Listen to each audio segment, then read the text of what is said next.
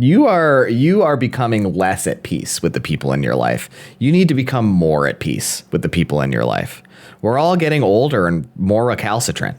It's only going to get worse. You all disgust me. Merry Christmas, De Niro Nation, and welcome to Our Hero De Niro, the only podcast watching and recapping every Robert De Niro film in random order. I'm Mike, joined as ever by my co-host, Mike. Ho, ho, ho. Ho relation. Yeah, okay. I don't know about that. And today, as a yes and. Today we are here to discuss the 1984 Ulu Grobard film, Falling in Love, starring Robert De Niro. Mike, you ever heard of this film before we rolled it? We didn't even roll it, right? You ever heard of this film before we discovered that it was one of Robert De Niro's only Christmas films? Your memory's like a steel trap, but no, I hadn't. I had to do some research on Robert De Niro Christmas films, and this was the best I could come up with, so take that as you will. Well, I certainly had never heard of this either, but it's a really interesting film. We've seen, well, let's just tee it up a little bit first, I guess. So it stars Robert De Niro. It really does. He's in like every shot of the movie, basically. But his co-star, the female lead, is Meryl Streep. And astute, devoted citizens of De Niro Nation will recall that we've seen Robert De Niro play opposite Meryl Streep before in Marvin's Room, aka Melvin's Room. But did they ever share the screen in that film? I don't think so, but I didn't remember. think they did, right? I because he was such a minor character. Yeah, For those who don't remember Marvin's Room, yep, Marvin's Room was a film that really did star Meryl Streep that we watched a few months ago. That's about her visiting her dying sister. Her sister's dying of some kind of progressive form of cancer, and her oncologist is this guy named Dr. Wally, who's played by Robert De Niro. He's a really charming guy who wears funny ties. And he was in the film for maybe 7 minutes. It's a pretty minor performance, and I don't know that they were ever in a scene together. So whether they were or not, they certainly weren't very much. So we are seeing our second Robert De Niro and Meryl Streep film, and it's the only one they've ever co-starred in opposite each other. So that's kind of special. Two of the biggest movie stars of the 80s altogether. Do you remember at the local movie theater growing up, they would show the trivia before the movie would start? Like they would have the questions. Yeah. Yep. I'm just imagining your little bit of trivia up there. The first time Robert De Niro and Meryl Streep shared the screen in a film was in, and just the answer is, I don't remember. It's just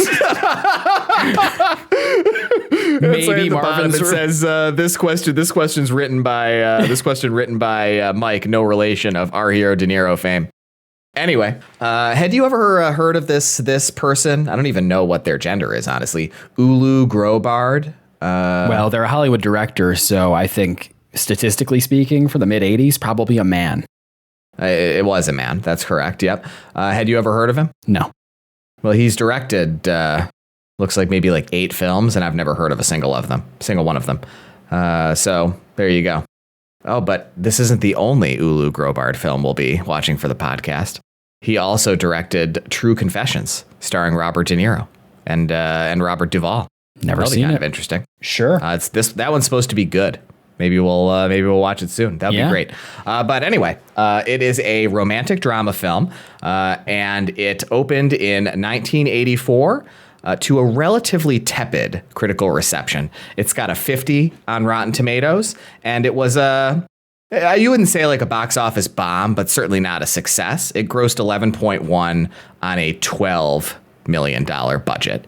So, you wouldn't have been like really upset, I guess, if you were the executive who greenlit this project, but you wouldn't be like excited about it. You'd be a little embarrassed, like it didn't do as well as maybe I'd hoped it did. I don't know. Anything else you want to say about it before we just get right into it? I feel like you spent more time talking about other Robert De Niro films than this one. No, let's get right into it, man. Merry Christmas to all, and to all a good podcast. Merry Christmas to all. Yeah, and to all a good podcast.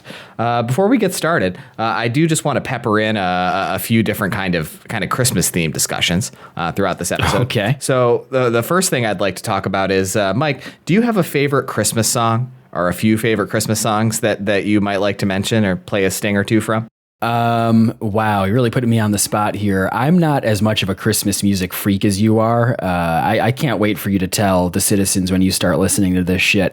I don't listen to Christmas music outside the month of December.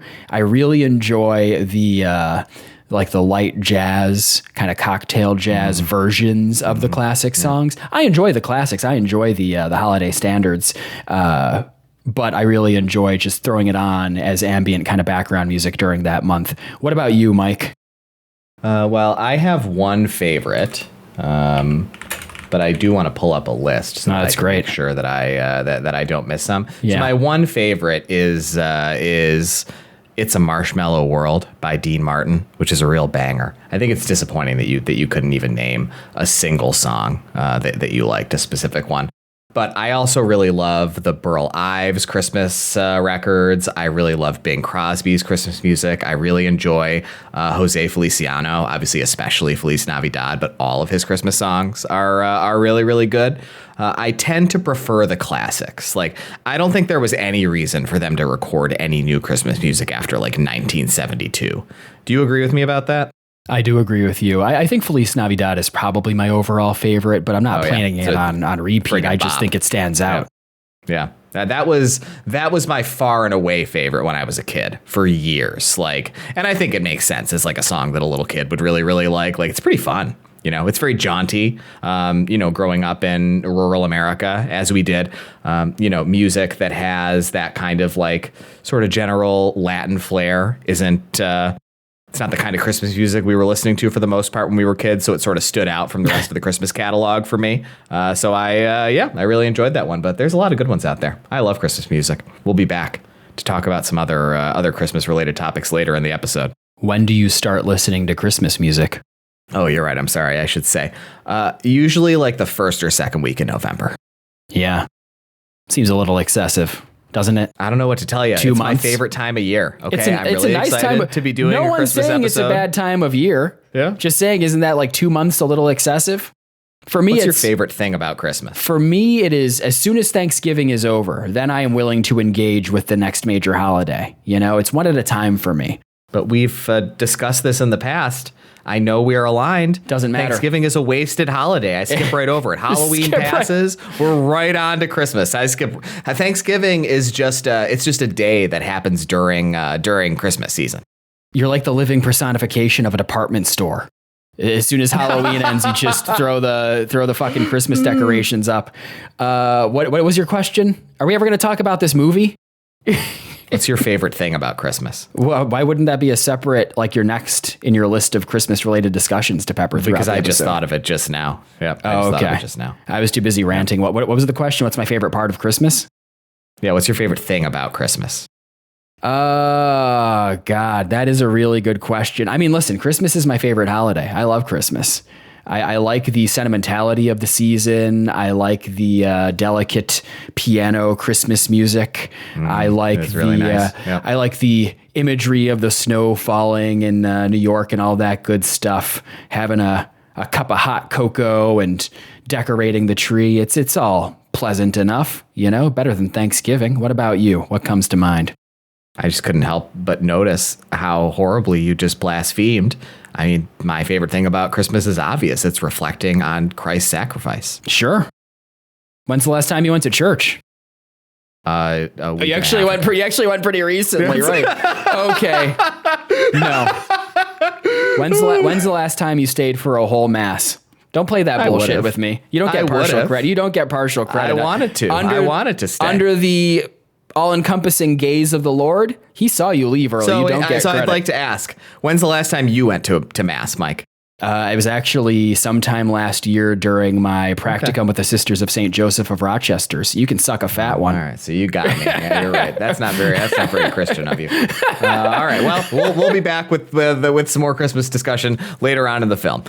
So I'm going to sketch the kind of general framework of this film before I start describing the plot. Is that really necessary?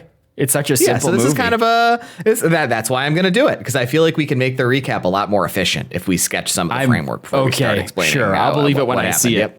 So this is kind of a schmaltzy romance film, and it's about two people having an affair, basically. So we have two main characters. You've got Robert De Niro. He plays a guy named Frank. And by the way, somehow I misheard his name as Mike until about 2/3 of the way through the film. And so I will identify the point in my notes where I wrote, it's incredible. Fuck, his name's Frank? All this time I thought it was Mike. His first son's name is Mike.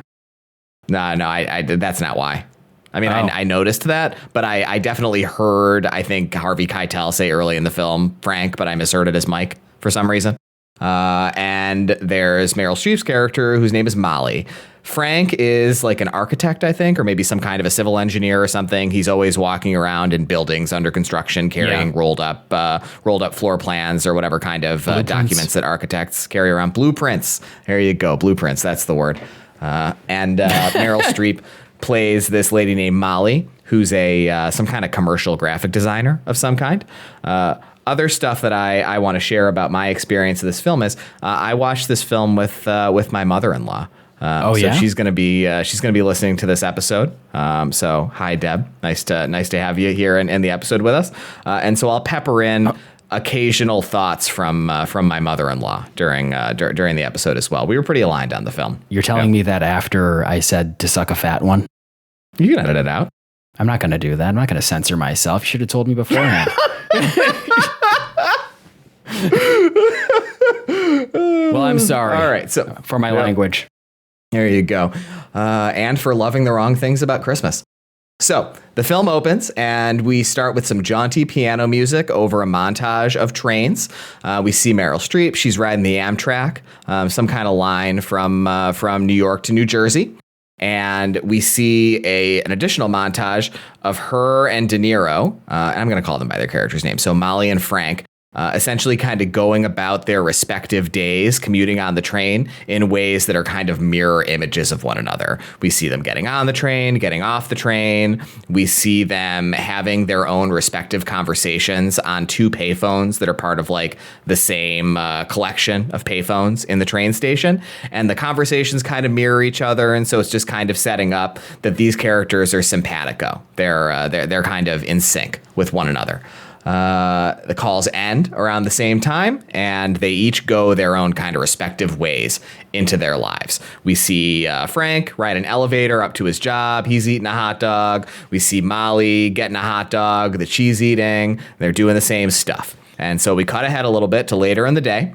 And it's Christmas, by the way, of course. You know, this is a Christmas movie, at least at the start. And so they're Christmas shopping at a department store. And so we see Molly shopping, and then we see Frank shopping, and we're like, oh, they're at the same department store. We get a sense that maybe Molly is looking at Frank. Maybe she's noticed him. Maybe there's like a little bit of a spark there. And, you know, there's no meet cute. But we can see there's like maybe a little bit of attraction there.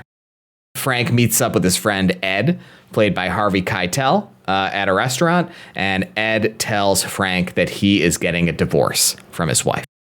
You got anything you want to say? You're making a face like you got something you want to say.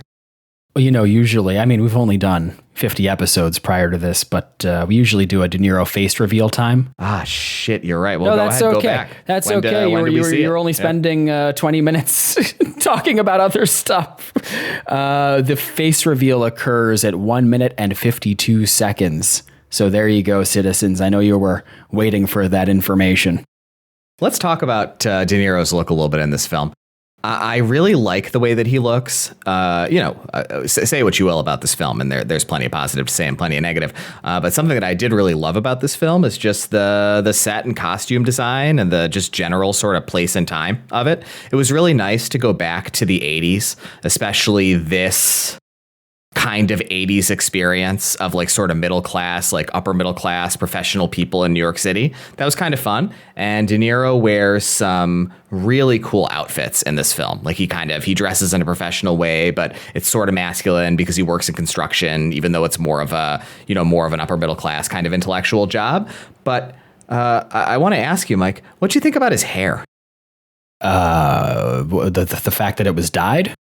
Yeah, I thought it was a real bad dye job. It was like an unusually bad dye job. It was distracting. We've seen him. It was all I could pay attention to. Yeah, and I think we've even talked about it on the podcast before. The fact, maybe this is an offline conversation. The fact that a lot of older men, they screw up the dye job by leaving it in too long. It's too dark and everyone can tell it's unnatural. Yeah, I kind of had that feeling looking at De Niro here, but I will say, I know you're Mr. Costume Designer or whatever on this podcast.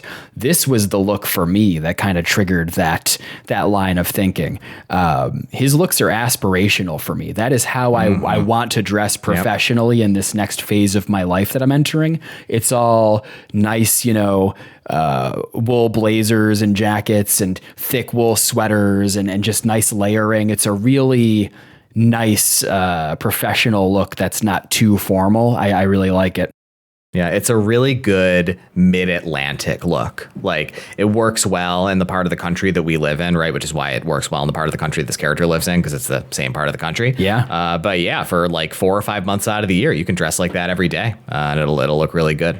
It kind of is the way that I dress. So that's why I liked it so much. You wear more shawls for you to enter that phase of your life. Yeah. What do you mean shawls? You're wearing a shawl neck sweater right now. Oh, you mean that like the neck? Yes, yeah. I do wear more shawls. Yeah, he only wears really crew necks. And yeah, I wear more V-necks and more shawl neck sweaters. Fair note. But I do wear a lot of warm wool jackets. Yeah. So we see Molly. She's walking downtown with a friend of hers. We're seeing a kind of mirror of Frank talking to Ed. And her friend is also getting a divorce. And we had a Caroline's mother-in-law comment here. She made a prediction here at this point in the film that I actually thought was going to be accurate, but it turned out it wasn't. She thought that these two friends talking to our male and female leads, both getting divorced, was going to somehow factor into this. Like maybe they were like each other's spouses or something. Oh, interesting. And she said that, and I was like, oh, like that's kind of cool. It does seem like that's what it'll do. But then they just don't do that. Like it's a little interesting. I did not have that thought at all. So that is an interesting kind of track to go down.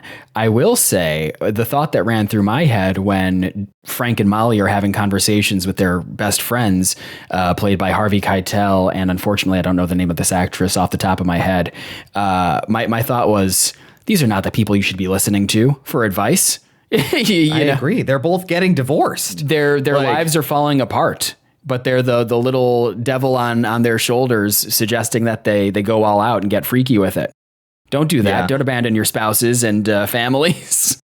Yeah, I think that what I'll say about this, I'll just kind of tease my general thoughts about this film, is I think that telling this kind of story, right? So like, here's the kind of story this film is, right? It's like a fantasy for unhappy people, right? Like, it's like if you are in a loveless marriage, or if you feel kind of like unhappy in your life, this is a film that you can watch and just sort of embody this fantasy of like experiencing this kind of like limerence experience later in life, like maybe you don't necessarily expect to. But I think that's a really tough tightrope to walk from a storytelling perspective, to do it in a way that creates that fantasy experience for a viewer who is in that mindset, but also seems somewhat sympathetic to folks who aren't in the mindset. And yeah, I think there's a lot of ways that this film fails at walking that tightrope, and these characters are part of it. Like, it immediately makes Molly and Frank like seem kind of stupid because, yeah, like to your point, why are they taking advice from their friends whose lives are literally like the opposite of aspirational? Like, their marriages are falling apart. That's not like, those are not the people to take advice from in terms of the way you think about your relationship and your family life. You want to take advice from people who have steady, solid marriages and families that are staying together. I have 2 comments here. One, it is very funny because at one point Harvey Keitel tells De Niro or Frank, he's like, I'm having a nervous breakdown. I was kicked out and blah, blah, blah. There's all these issues. And then 2 scenes later, he's telling Frank that he should try to, hook up with Molly or whatever. And it's like, why would you listen to this guy? Right. Why would you listen to this guy? Don't go to his apartment. Right. He has an apartment. That's a bad sign. Right. You want to go to the guy's apartment who has an apartment. Like, that's not a good thing for a middle-aged man to have. My second comment is I'd like to make a prediction vis-a-vis your recommendation this week. Okay. I'm just going to say it up top. I think your recommendation is going to be the film Past Lives. Okay. Well, we'll see what happens. Okay, it's locked in. Yep, locked in. I like that as a trope, just so you know. I think that's fun. Whether you're right or wrong, I did it a couple weeks ago, didn't I? I predicted what I thought your film would be, and I was wrong, but it's still fun as a thing to do. I'm just here to have fun, man. Me too. Yep.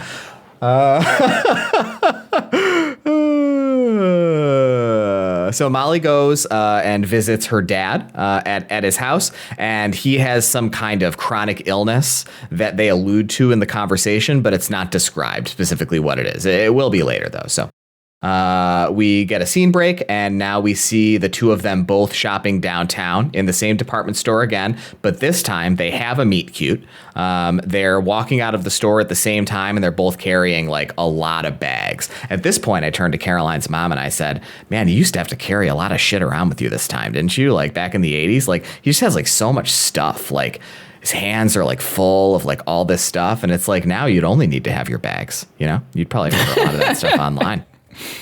Yeah, I guess so. I think it was probably better back then overall, though, honestly. Shopping kind of boring now. Yeah, it's kind of boring, and you have so many options. It's just, but it's not as fun. And maybe some people don't think it's fun. Yeah. Yep. It's nice to go to it's nice to go to a nice store or a nice mall, and you know, we've gone out several Black Fridays together and done some shopping, and I just like the experience. I like the experience now that I no longer work in retail. Although honestly, okay, this is a little just Mike back at you lore.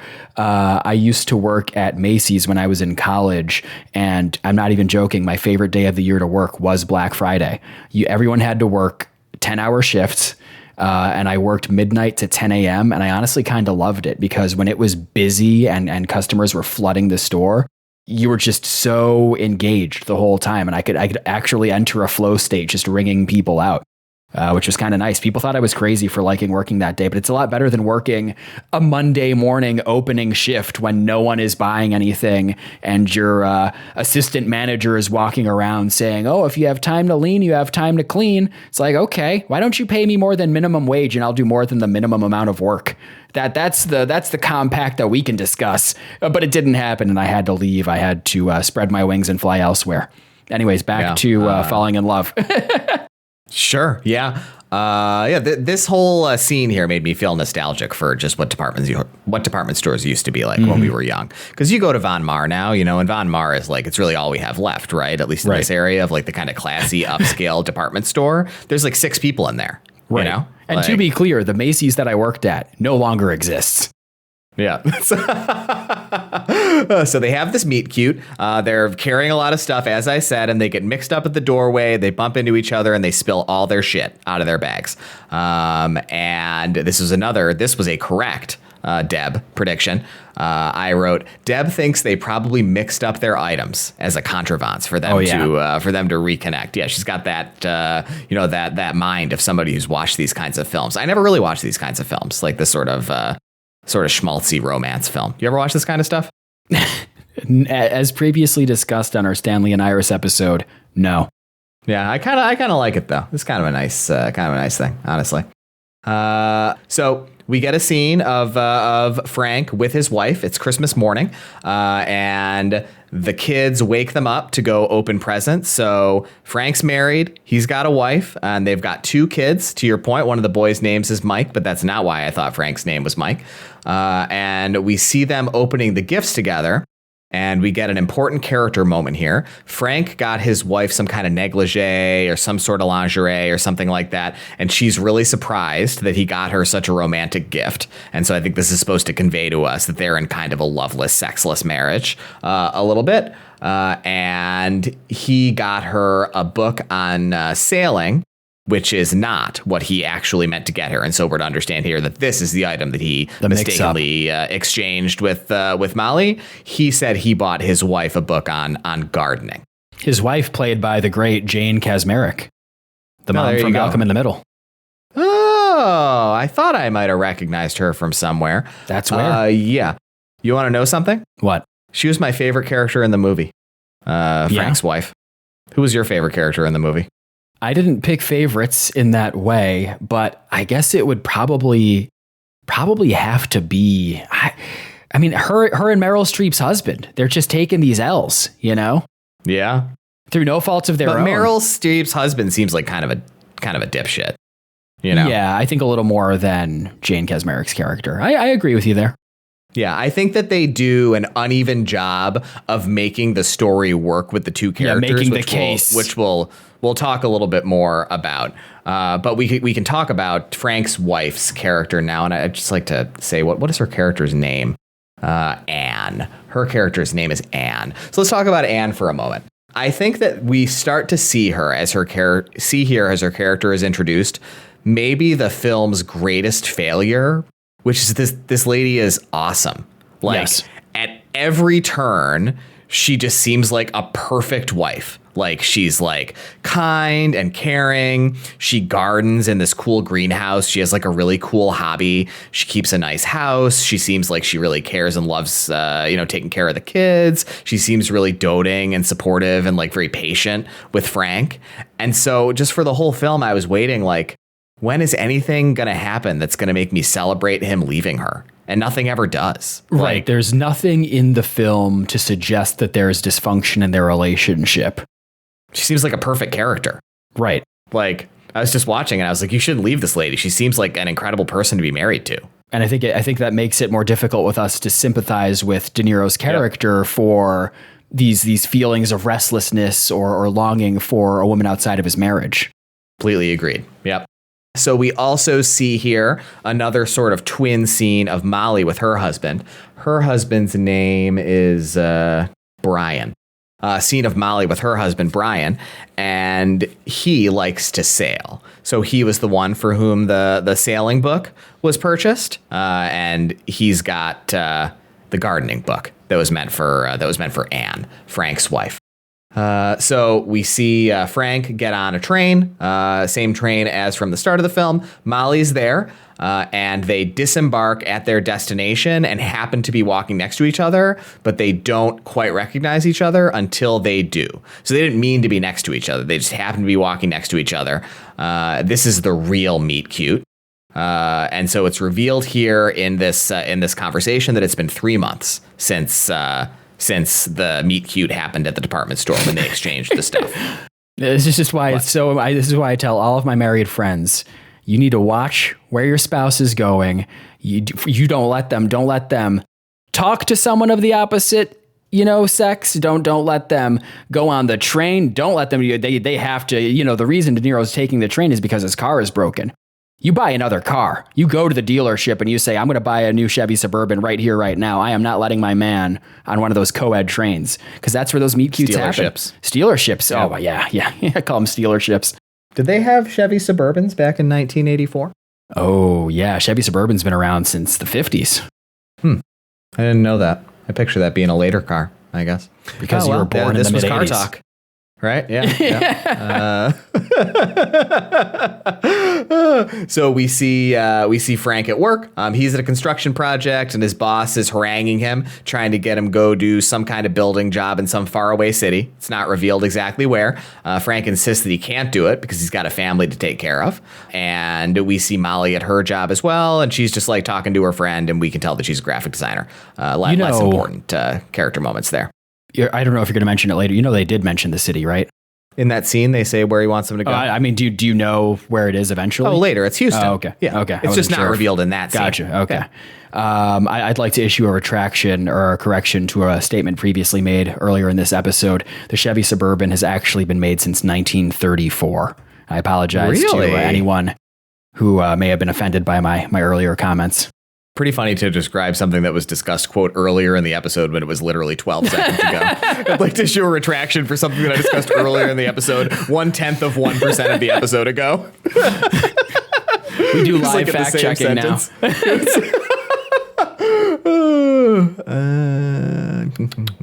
We see Molly go to visit her dad in the hospital.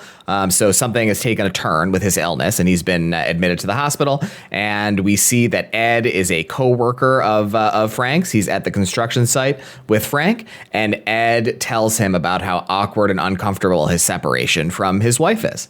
We see kind of more of that mirror image editing in this section of the film that we've seen a couple of the other times, where we've seen essentially these two characters' lives are running in parallel. They're having similar topic conversations with their friends, doing similar things. They're both at work, whatever, etc. And so it's just continued to further this kind of narrative device that the film is engaging in. You know, that these characters are on kind of converging parallel paths, essentially. What do you got, Mike? Looks like you got something you want to say. They're just on converging paths that end with them, you know, inside of each other. Yeah. I mean, you know, you'll have to stay tuned till the end of the episode for us to tell you if that's depicted on screen. You know? Oh, yeah. So I've got another Christmas themed question here for you, Mike. Do you have a favorite Christmas gift that you received in your life that you think about? It doesn't even have to be a gift. For me, it's going to be more of a category of gift that I received as a child. Category of gift? That I think about nostalgically. Just what are some things that you reflect on from a gift receiving perspective as a kid that make you feel nostalgic for your childhood? Sure. I guess what comes to mind for me, and this is probably not my favorite Christmas gift of all time or anything like that, but I have just a very strong memory of the first Tony Hawk's Underground video game, getting that for Christmas one year. And I remember playing that on our Xbox and listening to, I think, a Chevelle album. I had like a whole like playlist of my new metal hard rock hits, Linkin Park, Chevelle, all the big ones, all the hits, and that's just kind of baked into my memory. Although I'm you know, sure there are other gifts that I may have enjoyed or been more excited about receiving in the moment. What about you? What's the category? Yeah, for me, I mean, it's definitely just receiving video games for Christmas as a kid, right? Like, it's like, you know, this is. For our younger Gen Z listeners, you know, I guess this could be a reasonably foreign concept, right? But it's like, you know, in the 90s, video games also cost $60 or $70 in nominal dollars, right? I was trying to remember what nominal in real dollars were, in nominal dollars. So, you know, that was a lot of money back then. $70. It's like, you know, the average person was making like $41,000 or whatever versus an average salary of like $72,000 or $73,000 now. And so growing up middle class, as we both did, it was pretty unusual to get a video game. I would get maybe one or two new video games a year. And so I remember like one that I remember really distinctly was getting Donkey Kong 64, which was something I was really excited about for Christmas one year. But just in general, that was a very special like Christmas memory, was like firing up the N64, firing up the Super Nintendo, like putting in like whatever, whatever one of two video games I would receive in that entire calendar year that I was going to play for 200 hours because it was the only video game I had available to me. And something special about more of what we've reflected on earlier, right, about shopping is just the joy of limitation, right? Yes. Like, it's not good for the soul that we have access to every song on Spotify now, for example. I might take issue with that, but I do think there is something to be said for that sort of just the fact that, you know, we had a monoculture back then. We had so many video games. We were able to read video game magazines and read reviews of, these are the video games that came out this month. These are the 4 games that came out this week. Instead of going on Steam and just seeing here 1,000 new games that were released, you know, cozy, whatever, blah, blah, blah. 992 like hentai dating simulator games and like 5 RTSs, 2 4X games, and 1 roguelike. Like those are your 1,000 games that came out today. Yeah. My family didn't have a Super Nintendo. My dad bought a Sega Genesis. It had blast processing. I don't know what to tell you. Sega does what Nintendo don't, right? Ain't that the truth, brother? So they bump into each other again on the train. This is where I wrote, I guess his name is Mike. Great name. Her name is Molly. And she says, I'm married too. And he says, yeah, well, lots of people are. And that's my laugh for the movie. I thought that was a really good line delivery, honestly. That's a pretty charming response to, a fellow married person with whom you've got some chemistry, as lots of people are about being married. A little sort of dismissive, I guess. We see Frank here shooting his shot. He tells her, that he'd love to sit with her on the train again sometime. And she says she's going to be on the Friday 9:04. We see Molly back at home with her dorky husband, Brian. And then we cut ahead to Friday, and she's on the train and she bumps into Frank.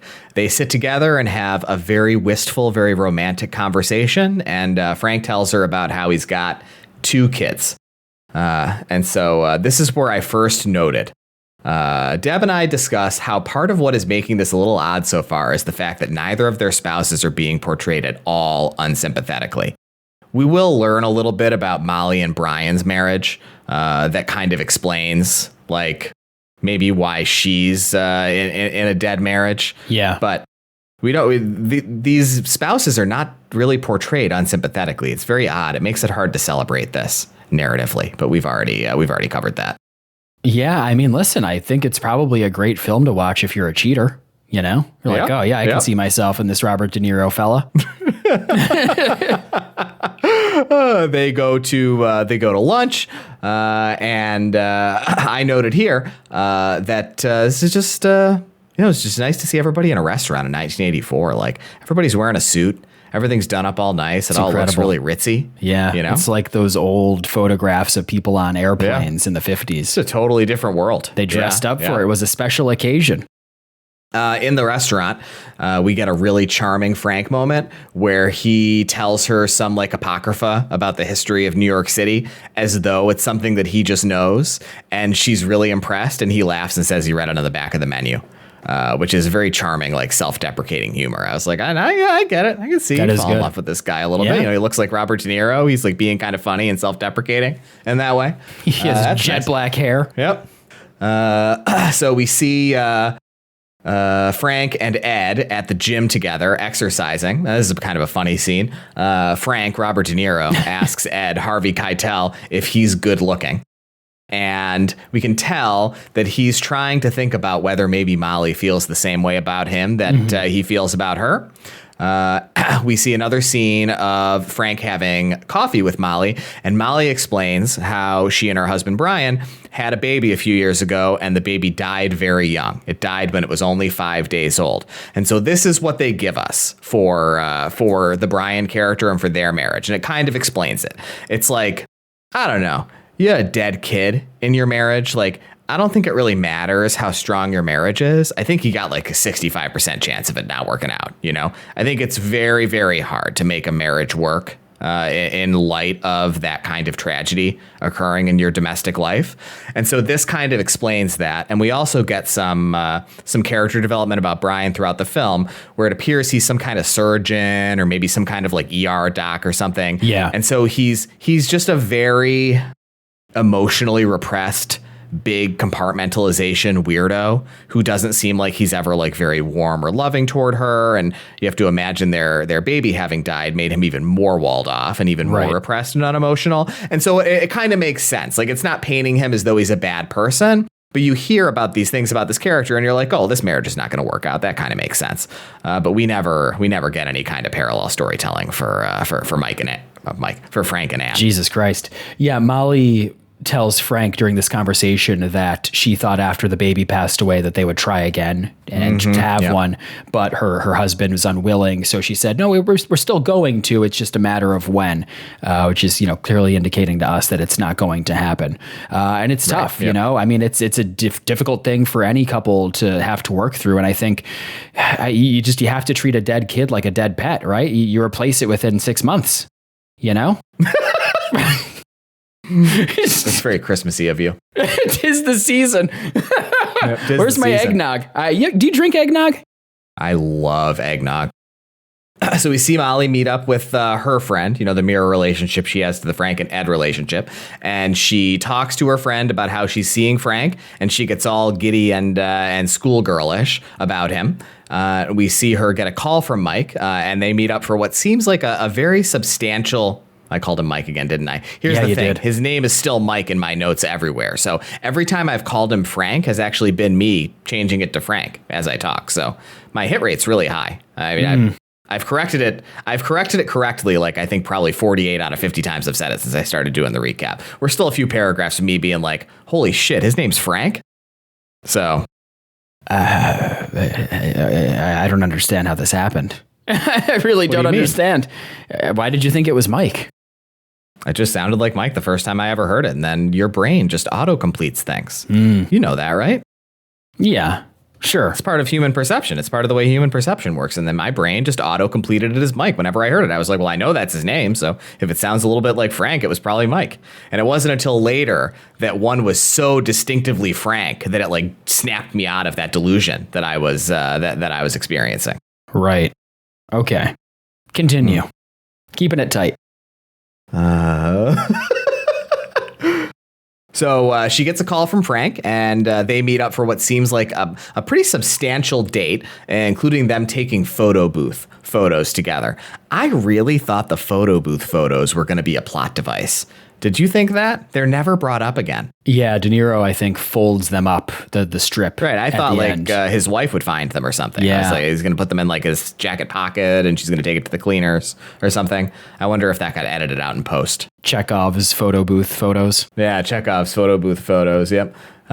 We see a scene of Molly then at home having dinner with Brian, and he talks to her about how he had a patient die that day. Molly goes the next day to visit her dad at the hospital and talks to his doctor, and she finds out that her dad has not been being open with her about the severity of his illness. And her dad's doctor says that he's been trying to convince her dad to have a bypass, and she needs to help him because he really, really needs to have a bypass. So I guess he's got some kind of heart condition or something. Yeah, I think if you're in a situation where the doctors are recommending that you get a bypass, you probably just have to, right? I don't think there are many alternatives to not getting the bypass. Yeah, I think it's very interesting to me. Like, this is the kind of like, I'm not going to pretend to be some like perfect hyper rational person or something. But, there are types of disordered thinking that I can and cannot sympathize with. And this is a type of disordered thinking that I cannot sympathize with. I cannot understand not getting a surgery that a doctor is recommending to you. It's like, of course, you'd go get a second opinion and maybe for something as serious as a heart bypass, even a third opinion. But like, at the end of the day, if they're all telling you need to get it, like if you don't, you're gonna die. Like, and yeah, having open heart surgery, it seems really, really scary. But it's like, do you do this scary, dangerous thing now and have like a 70% chance of surviving, or do you not do it and have a 100% chance of dying in the next like 3 months? Like, feels like a very, very easy decision to make. So I don't know. We see Molly visit Mike at the building that he's doing his construction work at, and she tells him that she's getting cold feet about the kind of burgeoning affair that they have and that she has to go. She's going to go visit her dad, and he tells her that he wants her to wait for him at the train station. And later we see that she does wait for him at the train station at the agreed upon time, but he doesn't quite make it. And then we get a little twist that he actually did make it and she didn't get on the train, and they kiss. And this is where I wrote, oh no, is his name Frank? So it was in this scene. We're like 2/3 of the way through the film. So Frank goes back home and talks to his wife, Anne, in her greenhouse. And he tells her about how his friend Ed is leaving his wife because he isn't in love. And she says nobody is in love anymore. And Frank walks away. And I feel like, so this is a fascinating scene to me, because I feel like as viewers, maybe this is supposed to be the thing that we're supposed to read as the narrative giving us permission to sympathize with Frank. But the way that I read this is like, this is a very practical, wise woman. Be like, mature. You don't leave your spouse because you don't feel that kind of love for them anymore. That's not the kind of love that you feel 15 years into a marriage. The kind of love you feel 15 years into a marriage is, it's more familial. And yeah, like sometimes you still feel that passion or like whatever, but like usually it's just like, you're a family together, and it's much more of that kind of stable love. And it's not mature to want that when you're like 40 years old. That's childish to think that you're entitled to still feeling that way. And so this is like a crazy moment for me in the narrative where I'm like, well, they're obviously trying to do something with this narratively, but like what it really made me feel was more sympathetic toward her. I was like, oh, this lady really gets it. Like, why is he going to leave her? She seems awesome. His beautiful wife, gardener, green thumb, caring for their 2 lovely children. It just doesn't make any sense. We see a scene of Molly working really, really hard to pick out an outfit for the next time that she's going to see Frank. And they meet up at a bookstore. Looks like they're going to Ed's apartment, Harvey Keitel's apartment, which he earlier in the film, as we discussed, invited Frank to use for his affair. and they go to the apartment and start making out, and it seems like they're going to sleep together. Yeah, I have to ask here. You ever been blue balled like this before? Like Frank? I tried to kiss a girl when I was in college, and she turned away from me. Okay, that was probably the closest I've ever come. That was one of the most upsetting, shameful experiences of my life. Okay. Wow, that's not even close, man. That's like not even. I know. I'm just saying that's like how close I've gotten. Yeah. Okay. What about you? I have been blue balled like this before, so I really understood. I was able to get inside the mind of Frank in that moment because they start. You know, it's starting to get intimate, and I was actually pretty happy with where it was going because this is a scene that we didn't receive in Stanley and Iris, which is a film that I drew a lot of parallels to mentally. We got to see the build up, see this actually start to unfold. So going to be my recommendation today is going to be Stanley and Iris. So. Oh, perfect.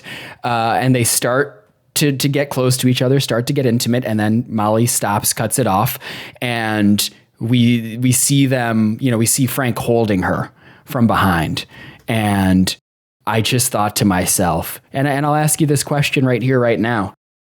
How long do you think Frank held her like that before he finally got up to just take care of business?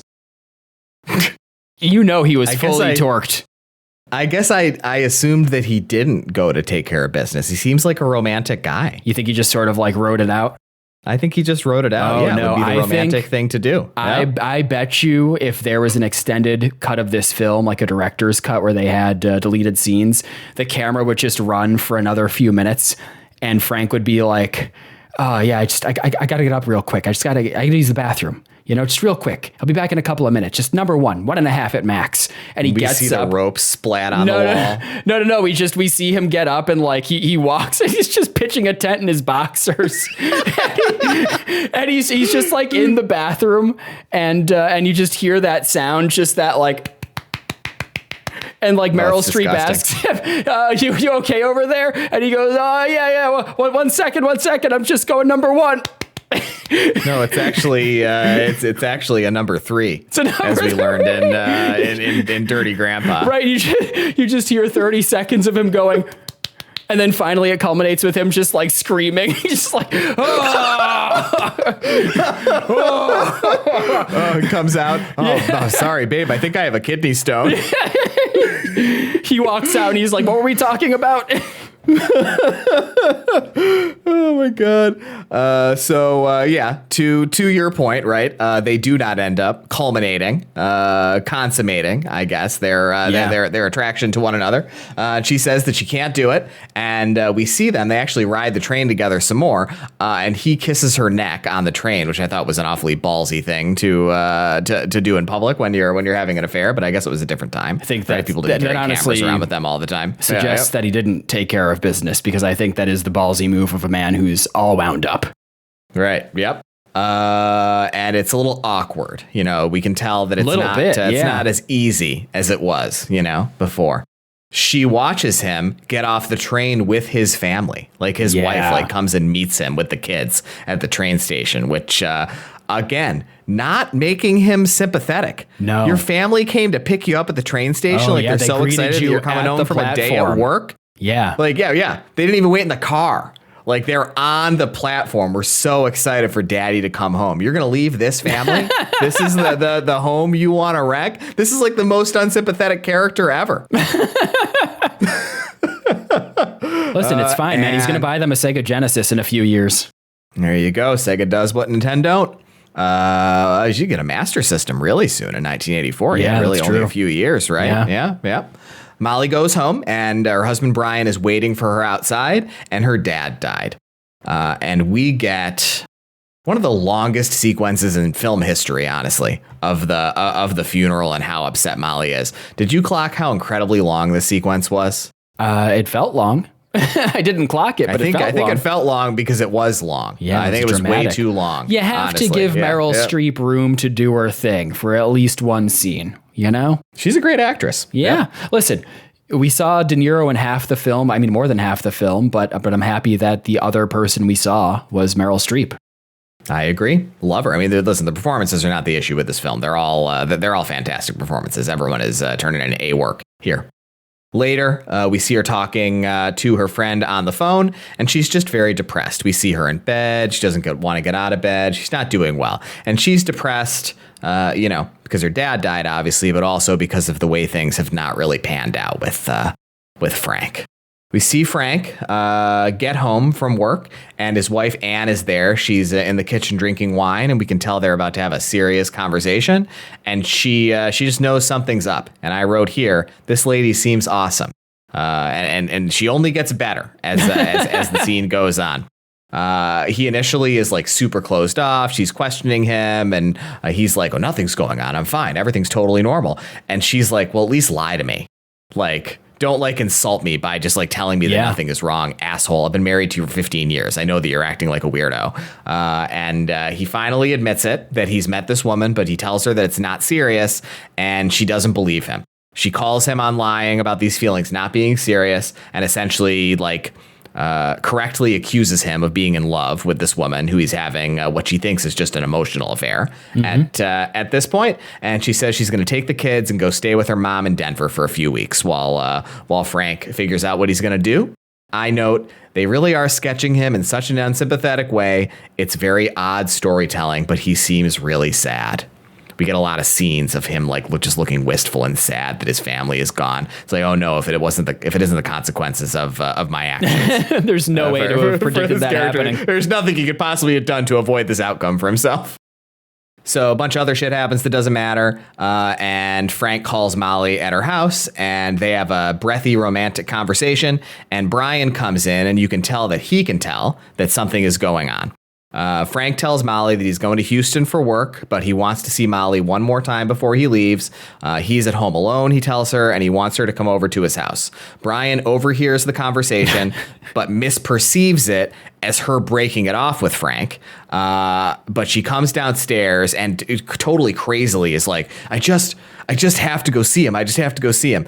And Brian totally appropriately is like, he's moving to Houston. This can just be over. Why are you doing this? Right. He doesn't misperceive. She is winding down the phone conversation. She's just sort of dismissing De Niro or Frank saying, yeah, okay, best of luck to you, goodbye. And that's what he hears. So I think he rightly assumes okay, she's making the reasonable decision here. But then, she manically goes, I have to drive in this, pitch black pouring rain conditions in my little Honda Civic Coupe to go to this guy's empty house and see him one more time before he goes, which is a crazy thing to do.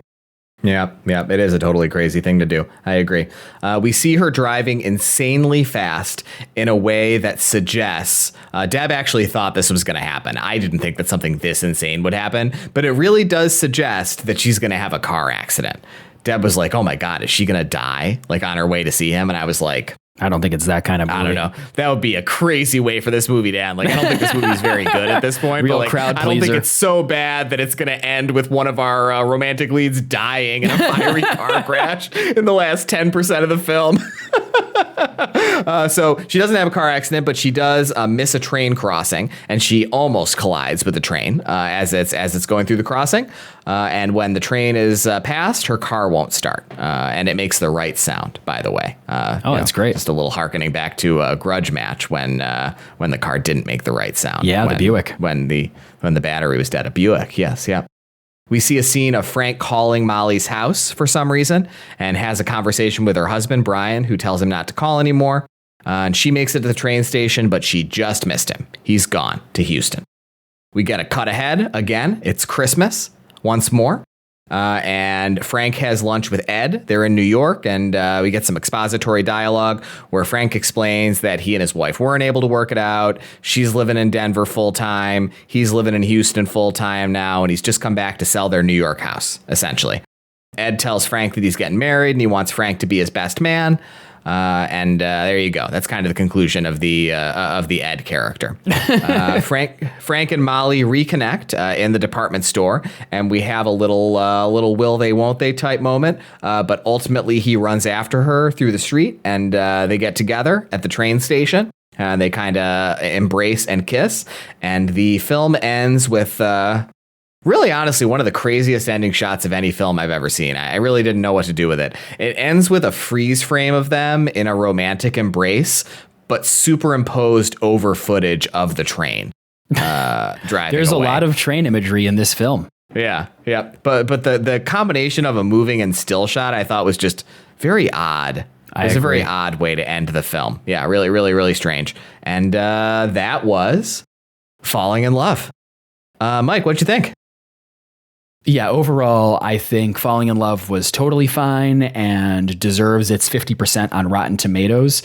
I'm actually landing on a 2.5 out of 5 rating. If you want me to sum it up in one line, I would say I preferred Stanley and Iris. I know you had a lot of issues with how believable Stanley's plot was in that film, his character arc, but I found that film a lot more endearing than this one. I thought this was really well acted and directed, but there's surface level appeal here in watching De Niro and Streep on screen for an hour and a half. The performances and the tone I thought were pretty nice. There's a certain restraint to the film that's appealing, but it falls flat because, as we've discussed over the course of this recap, there's really a lack of emotional pull and pretty thin character development. And it felt comparatively cold to me compared to Stanley and Iris. So, I'm hitting that 2.5 out of 5, kind of dead center for me. Not bad, not great, just a competently made drama that didn't leave much of an imprint on me. What about you, Mike? What did you think of Falling in Love? It's very well said. I basically agree with you. And so for that reason, I'm going to go 1/2 point lower. I more or less am aligned with you on I liked it better than I liked Stanley and Iris better than I liked this film, but not better enough for them to have different scores. Yeah, I mean, ultimately, this is a pleasant enough film, right? Like, I had a nice time watching it. I certainly wasn't miserable watching it or anything, but I think it has a pretty clear intent, right? Which I described early on in the episode. The intent is like a fantasy vehicle for people who would like to have an affair, but it doesn't really work, right? Because it's not your fantasy. In your fantasy, you're vindicated. In your fantasy, it is noble or at worst excusable that you're doing this thing that's looked down upon by your peers in society. And the character of Frank makes no sense. We have no reason to ever sympathize with him for doing this. And, we can understand Molly wanting to leave her marriage a little better than I guess we can understand Frank. But even she, Brian is not sketched unsympathetically enough for this to work narratively the way that they want it to, and for it to have the emotional impact that we want it to have. I didn't really think that De Niro and Streep ever had any chemistry. Did you feel like they had much chemistry? I thought they did. I think the film just had kind of a muted, restrained tone to it. But I thought they had some chemistry. Maybe you're right. Yeah, maybe you're right. Yeah, so not a bad film. Definitely nowhere near the lowest echelon of De Niro films that we've seen in this our first year of Our Hero De Niro, but certainly not particularly great. And so I am going with 2 stars. Mike, do you have a film that you'd like to recommend? Somewhere between in addition to and instead of this film? Well, I'm very excited because in the spirit of holiday giving, I actually, for the first time in this podcast's history, have 2 recommendations to make this week. Wow, okay. So, how would you like to do it? Maybe I could start with one, do yours, and then come back around to me? No, I want you to do both of yours. Interesting. Fine, it's your recap, Hey, citizens, if you disagree with that choice, let us know at ourherodeniro@gmail.com. Know that I would have done it differently. Or about anything. Yeah, really just anything. Okay, so because Falling in Love didn't quite click with me emotionally, I was thinking about other kind of bittersweet character-driven films with kind of that romance angle. And the first one that came to mind for me that I want to recommend is the 2004 Alexander Payne film Sideways. Now, I know you've seen this film. We watched it together relatively recently with some friends of the pod, which is a really great time. I've seen this film twice in my life. The first time was actually in August of 2023. We were going to our friend Danimal's wedding, and I watched it on the plane. It was in California, so I was kind of just trying to get in that mindset for drinking wine. We did drink a lot of wine on that trip. We did drink a lot of wine, and it was great. The key is really to stay hydrated. That's how I avoided the post-wine drinking headaches. Yeah. But for those who don't know, this was a real indie darling when it came out in the mid-2000s. It stars Paul Giamatti and Thomas Hayden Church as two college best friends who are basically taking a wine country road trip before one of the characters, Thomas Hayden Church's character's wedding. It's a very emotionally honest film with complex, flawed characters. It's bittersweet, but it's also laugh out loud funny. I think I cried laughing both times that I watched it.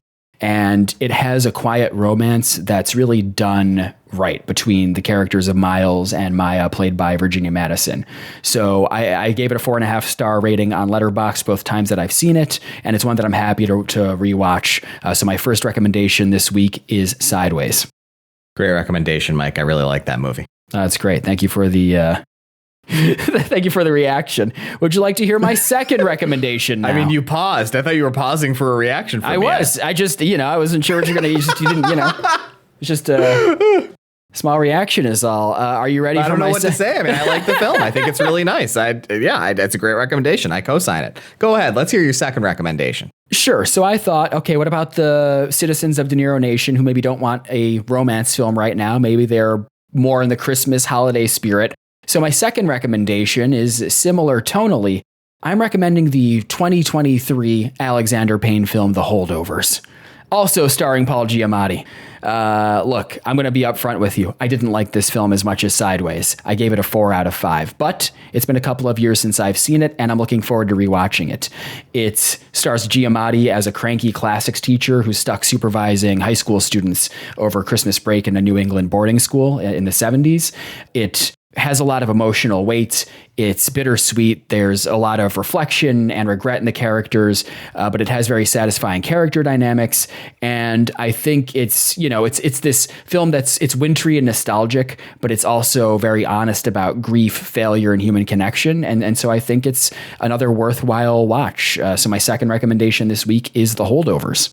Yeah, I'll say something a little bit more substantive about The Holdovers. You know what I really love about The Holdovers? Another great recommendation. I love the way it looks. It's a film with beautiful cinematography. Yeah. Amazing colors. Like, it has a very warm sort of filmic quality to it. It's a really beautiful film.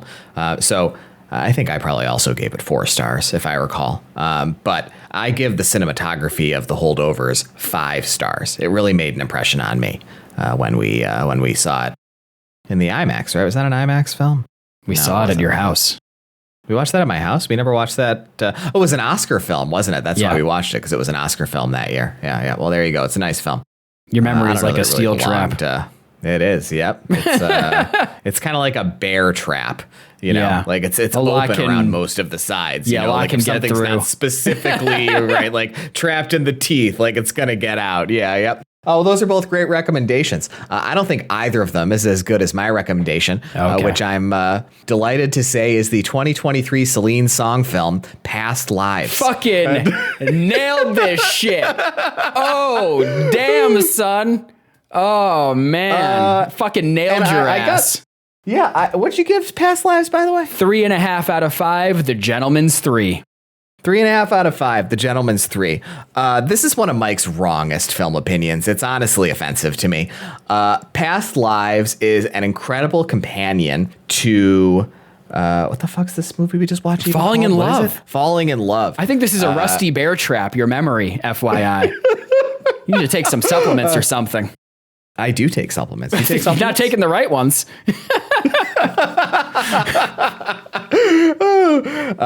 In the same way that Falling in Love really fails at being the type of story it wants to be, one that talks about an affair in a way that is kind of like truthful in a way that could be aspirational for someone who maybe wants to feel an emotion in their life that they don't get to feel right now. Past Lives succeeds. It's kind of like the perfect execution of that story, actually. So Past Lives is a semi-autobiographical film. I believe it was Celine Song's film debut, right? Yes, her feature directorial debut. And it stars Greta Lee as this lady named Nora, who's the fictionalized version of Celine Song. And it's about her brief connection as a child with this little boy classmate of hers before her family emigrates to America. And they have this real, like, tender sort of child love connection that kids sometimes have with one another. And then it's just about their kind of fleeting connections with one another across space over the course of their lives. He stays in Korea, she moves to America, and then a more substantive reconnection in adulthood when she is married to John Magaro, who's incredible in the role. And it's just about sorting through those feelings. You know, you really shouldn't say too much about it, but I think that the reason why Past Lives succeeds is because it's trying to tell the story in a slightly different way. The point is that the husband character is supposed to be sympathetic, and so it's sketching an earnestly thoughtful and sympathetic version of this story, right? Like, it's like, of course, when you're watching the film, you want Greta Lee to get together with how do you pronounce this actor's name, opposite of whom she played? Toe. It's Teoyoo. I can't believe you're still talking about this movie. How his name is pronounced. You get 2 recommendations today. The same amount of time. You want the two of them to get together, but you also don't want the two of them to get together because you also feel sympathy for the husband character. And so it really wants you as a viewer to engage with the totality and moral complexity of affairs, just conceptually. And it's an incredible film. And I love Greta Lee, have a huge crush on her. I mean, how could anybody possibly not? And, it's just lovely to watch a romance film about her being in love with her childhood sweetheart. So here you go. I would strongly recommend you watch Past Lives. I would not. And for what it's worth, I'm taking a look at Letterboxd right now. Past Lives was an A.A. Dowd 3.5 out of 5 and a David Sims 3.5 out of 5. So I will let history show who the victors are. I think my opinion stands the test of time here. I thought that film was overrated as hell. I don't know if that's letting history stand the test of time or whatever bullshit you just said. The fact that 2 film critics with whom you are aligned felt the same way that you did. I think its legacy in 10 or 15 years from now will be the history, not this thing that happened contemporaneously with the film's release. But, what do I know? I just know what words mean. I find that hard to believe. That I know what words mean? Yeah. I think it's one of the things I know the best. Yeah. What about the word Frank? Frank's Red Hot? Yeah, that was actually De Niro's character's full name in the film. And with that, I am going to lead us out. We're not rolling this week because just as this week was our special Christmas-themed episode, next week will be our special New Year's Eve themed episode, wherein my co-host Mike, no relation, will be discussing the 2011 film New Year's Eve, starring Robert De Niro. You excited, Mike? Sure. I think it's going to be a real piece of crap, but, I'm looking forward to recapping it with you. Yeah, there you go. So thanks for being here with us, everybody, and Merry Christmas. I would like to thank again you, citizens of De Niro Nation, for joining us week in and week out, including on this Christmas holiday season. I would like to thank you, Mike, for being my co-host at our 51st episode of this first year of the podcast. I'd like to thank my beautiful wife of the pod, friend of the pod, Caroline, aka Bad Cree, for our podcast art. And I would like to invite you, loyal citizens of De Niro Nation, to follow us on Letterboxd. Mike is Mike Back At You, and I am Mike the Fab. And follow us on Instagram and TikTok, where we are Our Hero De Niro. And please, as we teased up earlier in the episode, write us a letter about literally anything at ourherodeniro@gmail.com. We really need to get more mail. Review us on your podcast app of choice. 5 stars only, please. We really need the positive feedback. especially after all the mean things that Mike has said about me in this episode. I haven't said anything. I don't even know what you're talking about. Really gonna need the confidence boost. And we'll look forward to seeing you all next week for New Year's Eve. Merry Christmas to all, and to all a good night.